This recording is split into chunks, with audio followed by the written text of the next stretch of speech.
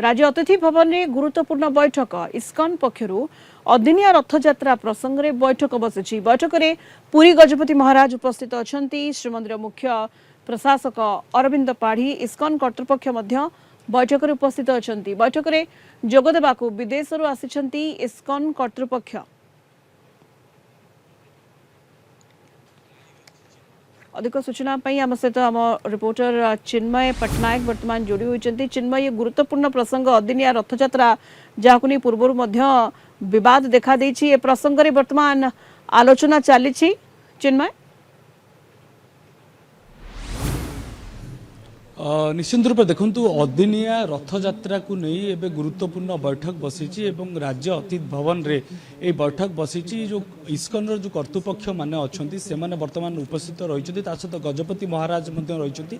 जदि आम देखिपर रथयात्रा सहित जड़ित हो रही जो मैंने विशेषज्ञ मैंने रही से बैठक में जोग देते समस्त सहित बर्तमान आलोचना पर्यालोचना चली। जो भाव में आम देखीचे विभिन्न समय विदेश में अदिनिया भाव में रथयात्रा पालन करा जाए। कारण भारत वर्ष आम देखीचे मुख्यतः जो मूलपिंड जो अच्छी जदि जगन्नाथ मंदिर पुरी कथा आम कहवा पुरी रे जो भाव में एवं जो नीति नीति अनुजाई जो समय रे रथयात्रा को पालन करा जाई थाए सही समय रे भारत वर्ष रे रथयात्रा पालन करने निर्देश होइतिला एवं ए नै मध्य बैठक बसतिला। बैठक पर ए आलोचना होइतिला। किंतु आम देखीचे जो अमेरिकार जो हस्टन सहर रही हस्टन सहर रे अदिनिया भाव में रथयात्रा को पालन करने से प्रस्तुति होता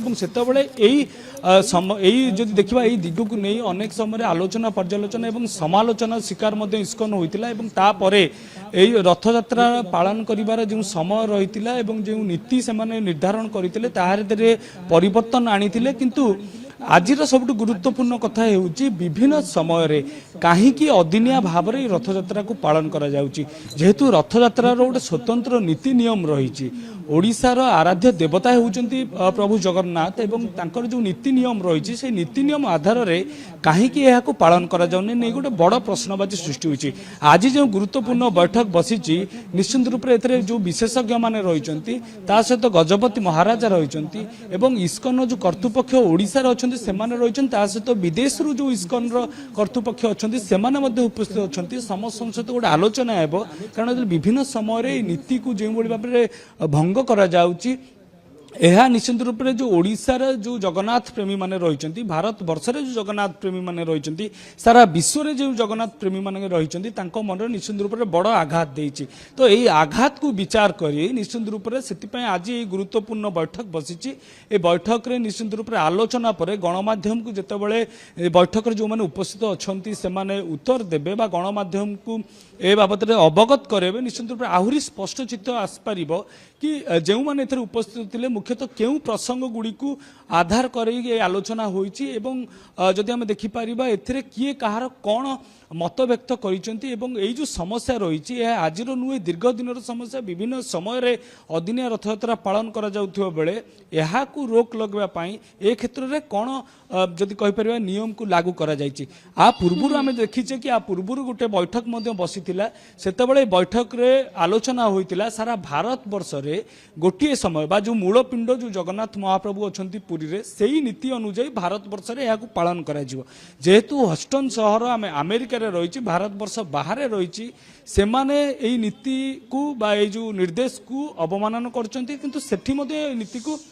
लगे कौन प्रतिरोध नथिला। तो निश्चित रूप से आज जो आलोचना है आज ये जो मैंने वरिष्ठ अधिकारी माने उपस्थित अच्छा अरविंद पाढ़ी उपस्थित रही जे गजपति महाराज उपस्थित रही अन्य जो वरिष्ठ जो मैंने आलोचना करिया से जेहेतु उपस्थित रही निश्चित रूप आम आशा करें आज गोटे सविशेष जदि ये आलोचना जो प्रसंग गुरुत्वपूर्ण प्रसंग अदिनिया रथयात्रा आयोजन नहीं से प्रसंग में गुरुत्वपूर्ण बैठक राज्य अतिथि भवन में वर्तमान चली श्रीमंदिर मुख्य प्रशासक उपस्थित अच्छा गजपति महाराज उपस्थित अच्छा इस्कन कर्तृपक्ष विदेश आसी जोग देइछंती बैठक में सामिल होइछंती। तेणु ये प्रसंग में कौन आलोचना होछि कौन निष्कर्ष बाहर नजर रहिबा। चिन्मय धन्यवाद आपको। भुवनेश्वर रिपोर्टर चिन्मय पट्टनायक आम सहित जोड़ी होते सीधासलख अधिक सूचना दौले।